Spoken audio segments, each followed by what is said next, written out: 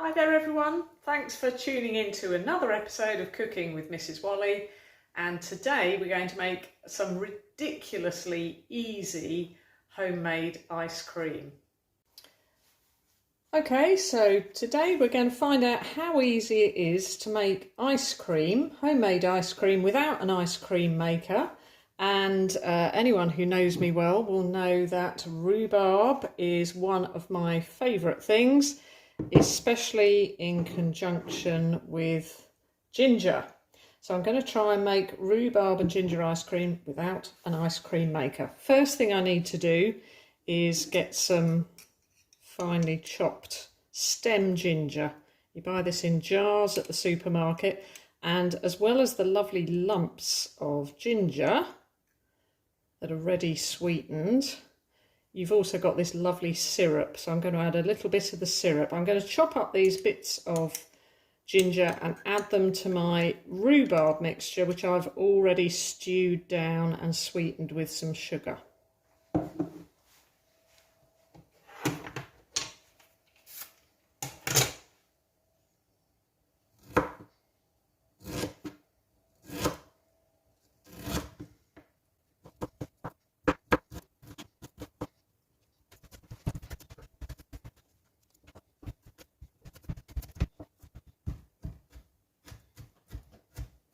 It's a really good tip when you're trying to cut something into small pieces. First of all, use a big knife, biggest you can get your hands on. Secondly, it's really handy if the blade of the knife doesn't come above where the handle finishes, so the blade comes down a little bit from where the handle finishes. And then if you lay your hand across the tip of the knife to keep it on the board and just lift up the near end, you get a kind of guillotining motion, and every now and then you can just re-scrape things into a pile and go down to as fine as you like. You can use this for all sorts of things like herbs as well as chopping ginger. There we are, I've got nice fine dice of ginger, so that's going to go into my rhubarb and make my ice cream warm, spicy as well as sharp. And then, as I said, I'm going to add a little bit of this lovely gingery syrup that it's been cooked in. This recipe is a bit approximate. You do it to what you like the taste of. There, I think that will be enough. So let's just mix that through.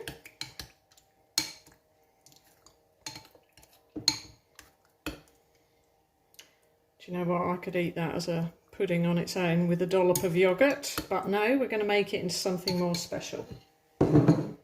So the next stage is to whip up our creamy mixture. And for this we need some condensed milk, about 400 grams, this one's 397.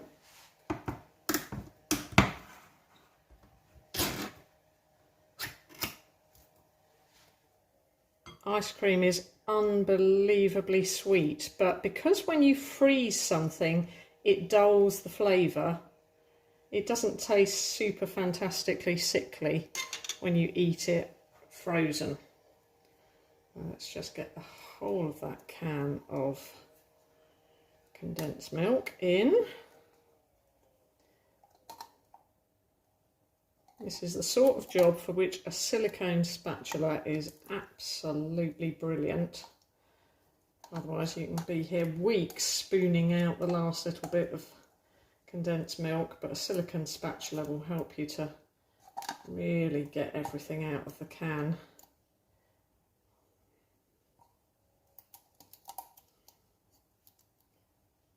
There we go.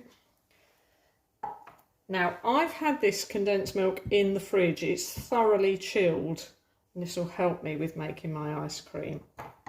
To it, I'm going to add 500 mils of fresh, and it's got to be double cream. It's got to be something that can be whipped to a thicker consistency, otherwise you'll just end up with a sort of sweet gravy. and it'll be very solid. We need 500 ml, so almost 2 full pots here.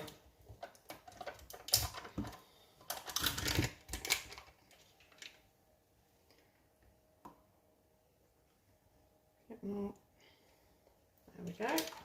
And what we need to try and do is get lots of air into the mixture. So we're going to whisk it on high speed for about 4 minutes to try and achieve that light, fluffy texture.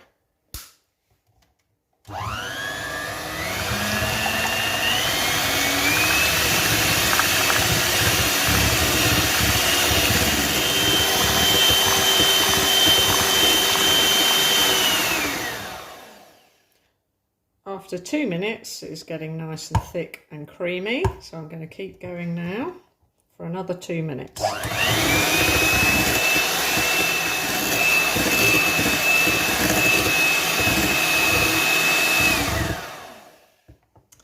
And actually, it's not needed the full 2 minutes. It's now nice and thick and creamy. It's well combined.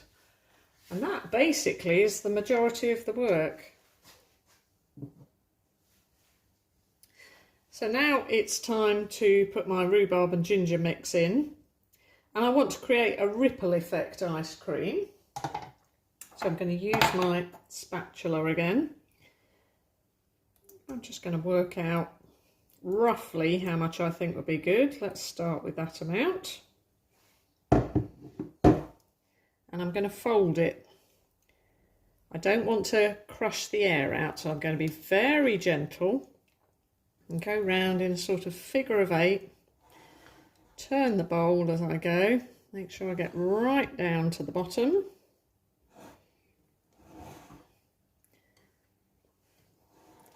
And I want some bands that are still creamy and then some veins of fruitiness running through it. Do not overdo this stage, really don't do a lot.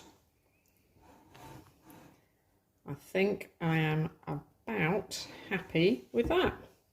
So now I just need to transfer it to a freezer-proof container with a nice tight fitting lid, and then I'll whack it in the freezer, leave it in there for a good 12 hours, and by this time tomorrow I'll have a lovely ice cream. Now this sort of ice cream, before you serve it, you need to take it out the fridge, take it out of the freezer, put it into the fridge, or just on the side for about 5 minutes, let it soften up a little while, and then it's ready to serve. Otherwise, it'll be a bit rock hard and you'll break your ice cream scoop trying to get it out of the container.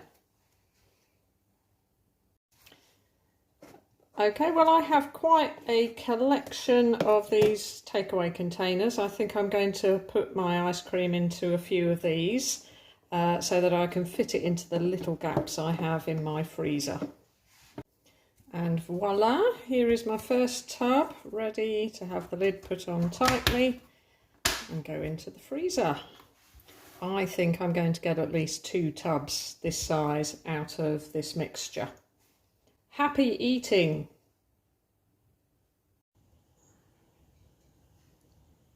Looks good, huh? With another of my favourite fruits on top that I've had loads of this year, the red currant.